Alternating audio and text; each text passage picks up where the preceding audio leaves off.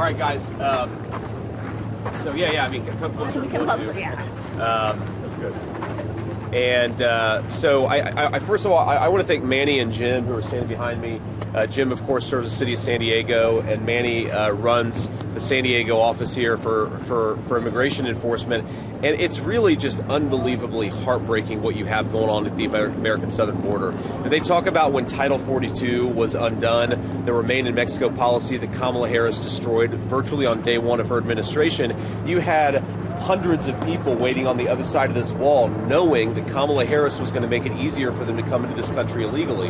And not just come into this country illegally, but Kamala Harris also wants to give benefits to illegal aliens. The state of California wants to give over $100,000 to illegal immigrants to buy homes at a time when most American citizens cannot afford to buy a home in the city of San Diego. Housing prices are totally unaffordable. I talked with Jim a little bit about the incredible strain on local resources that are happening. You've got millions of dollars of San Diego money going to illegal aliens. That means healthcare services that a lot of American citizens aren't enjoying. That means mental health services that a lot of American citizens can't get. And it's happening because Kamala Harris refuses to do her job. And this is not rocket science. I hear a little heartbreak, honestly, when I talked to Manny earlier about what's going on here. He took an oath to protect this country, to protect it from all enemies, foreign and domestic, and he has to, because Kamala Harris told him to, release illegal aliens into this country with minimal processing and minimal security. It breaks his heart that he's not allowed to do his job. And why is he not allowed to do his job? Because Kamala Harris, she suspended deportations on day one. She ended Donald Trump's Remain in Mexico policy, and she re-implemented the catch and release disaster that allows a lot of illegal aliens to commit fraud on our asylum system. You know what Donald Trump and I want to do? We want to go to war with the Mexican drug cartels. We want to close down the American southern border. We want to reinstitute deportations, and we want to stop the insanity at the southern border. I just want to make one final observation here, something that occurs to me. I mean, look, San Diego, obviously not a red city, California, not a red state, but this is part of our American family. And Kamala Harris, she seems to have this sick idea that American citizens shouldn't benefit from the social compact in this country. Think about what it means to be an American citizen. You pay your taxes, you sign up for the draft, so if God forbid we go to war, you do your duty. And what do you get in exchange for it? You get the benefit of the social safety net in this country, where if you're down on your luck, you don't starve to death, you don't go homeless because you didn't make a mistake, maybe you lost your job.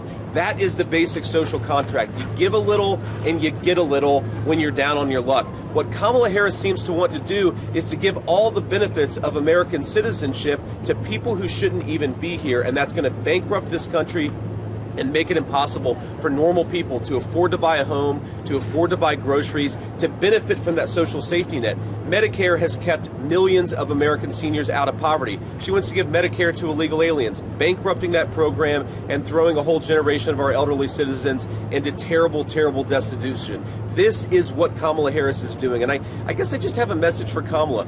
Why do you dislike the citizens of your own country so much that you want to give the benefits of citizenship to illegal aliens, and you want American citizens to suffer under your policies? You are the vice president now. You could fix this disaster now. Please do. We can't wait another month for you to get a promotion. You need to do your job now. Senator Vance, Vice President Kamala Harris has argued, or blamed you because the immigration bill didn't pass in the Senate. She wonders why you didn't support it. Yeah. What would be your answer for her? Well, my answer is the Kamala Harris border bill was not a real border bill. It would not have secured the southern border. We have to remember here that if you go back to that negotiation, what we were really trying to do in the Republican Party is force Kamala Harris, as border czar, to do her job. We were trying to find ways in that legislation to force her to do her job. Now, nobody disagrees that Kamala Harris could close down the southern border right now if she wanted to. The entire exercise of that bill was, how do we force her to do something that she clearly wasn't going to do? And what we basically realized is there's no way to do it. There is no way to force a vice president who's the border czar or a president to shut down the border if they don't want to. That's what made the border bill such a disaster. But fundamentally, the problem is Kamala Harris. She implemented all of these policies on day one. She said she wanted to open the border. She did exactly that. Oh man, we've got some crazy. Yeah. That is Oh my a gosh, it's crazy like ass stuck bug. onto it. Yeah. Somebody help him. Somebody help him. There we go. All right, Senator. That's what we need to keep from coming across the southern border here. We need to build the wall higher because that was a scary ass bug. Sir. Yeah, Senator. According to CBP data, apprehensions, encounters are at its lowest level since February 2021. Is that not an example of President Biden's executive orders actually working at the southern border? Well, so two things here. First of all, their entire argument gives lie because they want to say, well, we started to enforce the border policy and now all of a sudden the numbers have come down a little bit.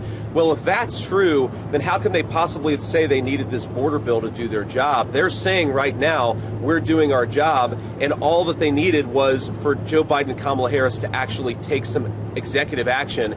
That's been our entire argument the whole time, is that Kamala Harris could enforce the border if she wanted to.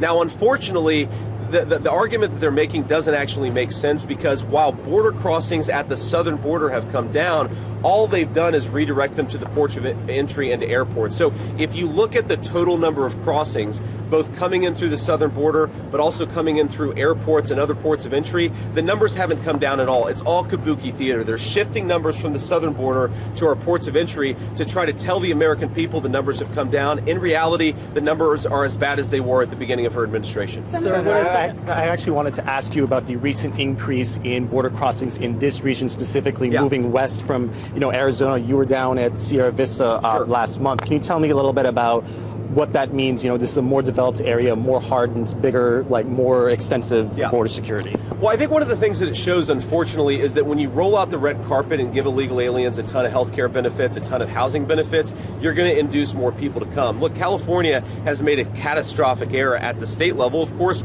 backed by a lot of the San Francisco liberal policies that Kamala Harris has supported, that we want to give illegal aliens free mortgages. We want to give illegal aliens really generous health care benefits, and that has induced a lot of illegal aliens to come into the state of California. But again, we want America to work for American citizens. We want people who deserve to be here, who have the right to be here, to benefit from the social safety net. If you give it to people who shouldn't even be here in the first place, you're going to bankrupt those programs and destroy the basic foundation of our social cohesion as a country. Sir, would a second Trump administration reinstate its policy of separating families who cross the southern border illegally? Well, look, we have to. Let me sort of reject the premise a little bit, okay? Because when the media says family separation, look, every time that somebody's arrested for a crime, that's family separation. If a guy commits gun violence and is taken to prison, that's family separation, which of course is tragic for the children, but you've got to prosecute criminals and you have to enforce the law. And under Kamala Harris's policies, we have over 300,000 children who are missing, many of whom have been trafficked or even sex trafficked by the Mexican drug cartels. The real family separation policy is when you don't enforce the border like Kamala Harris has refused to do, then you lead to hundreds of thousands of missing children. God forbid. I mean, I have 3 little kids myself. I don't even want to think what has happened to those kids who have been trafficked by the Mexican drug cartels. It's happening because Kamala Harris has refused to do her job. And for her to say that Donald Trump wants family separation when what he really wants is law enforcement, he wants to empower these. That's what we have to do, or we're going to have family and child suffering on a mass scale, just like we've had under the last 3.5 years of Kamala Harris's leadership. Do you support This is obviously your second trip in as many months to the southern border, but the northern border is a massive issue, something that they've been screaming about. They're seeing record numbers of encounters. They're seeing people from Ireland evade and come in. They're seeing issues from across the board. There's not a lot of focus. No border wall up there. Sure. What is the plan under the Trump administration, should you win, to kind of address the issues at the north? Well, I think that in a lot of ways we have to use our diplomatic partners, of course. They're coming through the north, meaning they're coming through Canada, and the Canadians, I think, could do a lot more to stop that. You're right that it has gotten worse, but still 95% of the border problem in this country is at the southern border and also through those ports of entry. That is something we just have to fix from better leadership. And Kamala Harris, unfortunately, not only does she's shown a lack of interest in border security, She's shown an active interest in opening the southern border and forcing Americans to suffer the consequences because of it. So yeah, we're going to have to do some more on the northern border, but we still have to keep our focus on the southern border because that's where most of the problem is coming in. Really quick follow-up. Please. Is there a plan to put a structure up there? There isn't one right now. There never has been. Would there be a plan to put some kind of structure in the between the U.S. and Canada? There's not a plan right now, and I haven't talked to the president about it, but if you look at the numbers coming in across the northern border right now, I think that working with our Canadian partners, we can solve the majority of that problem. Again, you just have to have a president who's willing to do the work of border security, and Kamala Harris is not interested in doing it. Senator, do you support authorizing the use of deadly force for migrants crossing the border illegally, and in what circumstances? For instance, DeSantis supported it if people are carrying drugs across the border or cutting through the border wall. What's your take on that? Well, you're talking about authorizing deadly force for everybody? Well, of course not, right? But I mean, look, obviously if you have a violent criminal, if you have a person who's carrying a firearm, if you have somebody who's bringing in loads of fentanyl, you have to do everything that you can to prevent them from coming into our country. Obviously, we have parameters around the use of deadly force in law enforcement. I don't think that we need to change those. What we need to change is Kamala Harris's failed leadership that doesn't let these guys do their job. I mean, it's tough to overstate, and this is one of the reasons why I really wish Kamala Harris, if she'd come to the southern border and talk to these guys, is there is a real sense, not just of frustration, but of heartache.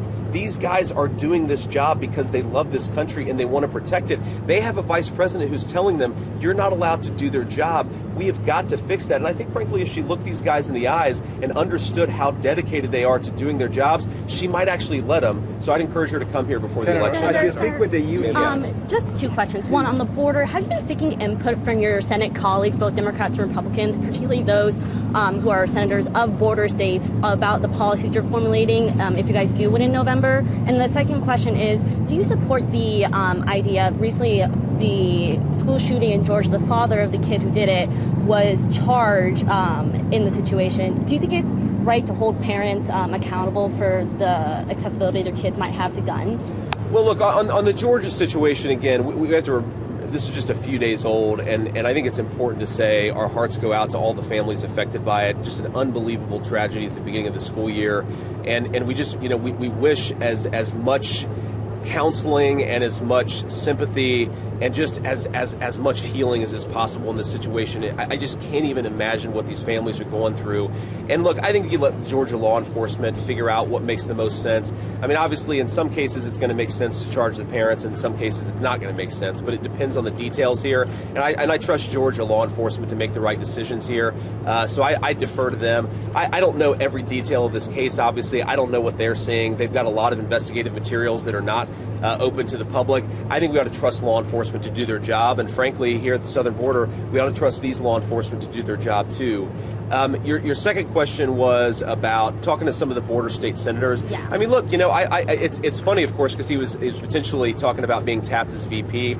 I get along well with Mark Kelly. Obviously, John Cornyn and Ted Cruz represent one of the most important border states in our country. So yeah, we talk to a lot of our Senate colleagues and a lot of our a lot of our friends, but most we try to talk to people who are here on the ground actually dealing with the consequences. I think it's important, of course, to get a diversity of perspectives, but certainly Donald Trump and I talk to a lot of people and we're trying to understand this border crisis. Senator, I have questions for you on drugs and fentanyl. Sure. The first one, during the Trump administration, the first year of his term, fentanyl deaths were less than 20,000. By the end of his first term, it was over 50,000. And then I'm curious, as you've been talking with law enforcement, if you've learned any lessons, if they've told you like something that's wasn't done in the Trump administration first term that they should do in the second term. And then my second question, you were at church the other day, you were talking about compassion for drug users. Yep. And I'm curious if you see that in any policies. Do you think that people shouldn't be charged for using, or Good Samaritan laws? What kind of policy would you like to see around that? Yes, so let me try to take the first question first. I mean, look, you did see towards the end of the Trump administration fentanyl deaths starting to come down, drug overdose deaths starting to come down. Yes, there was a spike at the very beginning, but this is what leadership is when you see a problem, you try to address it. The problem with Kamala Harris is we've seen this spike. She hasn't done anything to address it. In fact, I think there's a good argument that she's made it worse. On compassion for drug users, I think we have to remember that, look, drug users are human beings, and they're human beings with a lot to give if they can get clean and actually get things in order. And so I do think that we have to do better on treatment. We have to do better on giving people the access to sort of detox, because any treatment pathway, it starts with 48 hours, 72 hours of detox, and then it hopefully goes to a longer-term treatment option from there. We were really, really suffering on the early detox side of this, and I think we could do a lot better on ensuring the longer-term treatment options too. I think we have to empower a lot of nonprofit organizations, a lot of church groups and so forth to do the on-the-ground work to help drug addicts get into the path of recovery, but also stay on the path of recovery.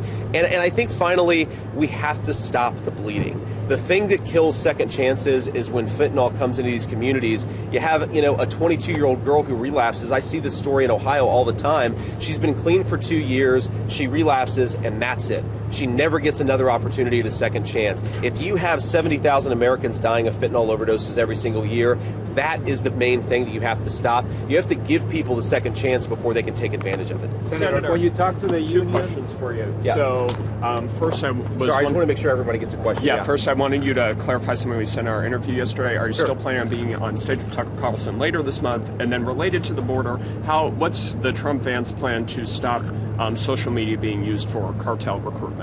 Yeah, very, very good question. So on the first question, yes. Look, I believe, agree or disagree with anything that Tucker Carlson or his guests say, we believe in free speech. We believe if you don't like an idea, and obviously, the Holocaust was a terrible tragedy, and it's something that we have to make sure never gets repeated again in this country. The best way, I think, to ensure, never gets repeated again anywhere in the world, certainly in this country or anywhere else, the best way to ensure that doesn't happen is to debate and push back against bad ideas. It's not to try to censor and suppress them. I really believe that the more you censor ideas instead of fight back against them, the more you give those ideas power. On the second question, it was, remind me? Using social media for cartel. Yeah. So look, damn thing. So the thing on social media is, look, these companies are making billions of dollars, and a lot of them are getting rich by actually facilitating some really, really bad stuff. And we have to stop that, right? And if you're not willing to use the power of law enforcement to tell these social media companies they have to stop facilitating drug trafficking and sex trafficking, then you're not fit to be a leader of this country. We certainly believe that if the the Department of Justice applied appropriate pressure on these social media companies, they could behave a lot better. And if they don't, there's going to be hell to pay. It is ridiculous that you have American businesses facilitating drug trafficking and sex trafficking. It's making these guys' lives harder. We're going to make their lives easier when Donald Trump is president. Senator, when you talk to the Border Patrol Union, what are the topics what is the top of the list of the things they would like to see when the Trump administration get back into the White House? Just one, they want to be empowered to do their job, right? They don't want, when somebody comes across the border illegally, I think they'd like to be able to send them back instead of have to processing them and then send them back into the country. They give them an ID, they find these IDs ripped up a couple miles away. They know that a lot of these guys are criminals. They know that a lot of them have connections to gangs. They just want to be able to enforce the law. Now, there are a few things, of course, on top of that, a few policy changes, some executive orders I talked about with Manny earlier about this. Number one, re-implement Title 42. The Remain in Mexico policy, it really worked. Number two, re-implement deportations. You've got to be willing to send people back who come across that border illegally. And number three, end the asylum fraud. The basic problem, or one of the most fundamental problems, I should say, with our immigration system is Kamala Harris lets people come into this country, claim asylum, and then disappear for 10 or 12 years awaiting a court date. You've got to say, wait in Mexico while we adjudicate your asylum claim. You don't get to come into this country, collect free health care benefits and free housing on American taxpayers' dime, which is what they're doing thanks to Kamala Harris's policies. Anybody else who hasn't asked a question yet? Okay, we'll do one more for the New York Times since the giant hornet thing attacked him. Thank you so much. As a follow-up on the Tucker Carlson question, you mentioned that we should push back on bad ideas and freedom of speech. Tucker Carlson had a speaking slot at the RNC. He's a very influential figure among conservatives. I mean, do you think that he should be interviewing those kind of people, months before the election? Is that a distraction? Is that causing problems for your campaign? Well, look, Tucker Carlson isn't affiliated with the campaign, so I don't think that what Tucker Carlson does is a distraction or is not. He's going to do what he wants to do, and we can disagree or agree with the viewpoints offered by his host. But again, I think the fundamental idea here is Republicans believe not in censorship. We believe in free speech and debate. It's one of the most important things that RFK said in his message endorsing Donald Trump is that Democrats used to be the party where if you had an idea you didn't like, you pushed back against it, you fought back against it, you criticized it. This whole idea that has taken hold in the far left of this country, that if you see a bad idea, the way to solve it is to censor it, I think is ridiculous. Kamala Harris is the candidate of censorship. She's the candidate of using big tech to silence Americans. She's the candidate of shutting Americans up. Donald Trump is the candidate of letting us have the debate because he believes in the American people enough to know that if we have a real debate, wisdom is ultimately going to win out. That's the Donald Trump approach. It's anti-censorship, and I'm proud to stand with him on it. Thank you all. Take care. Thank you, sir.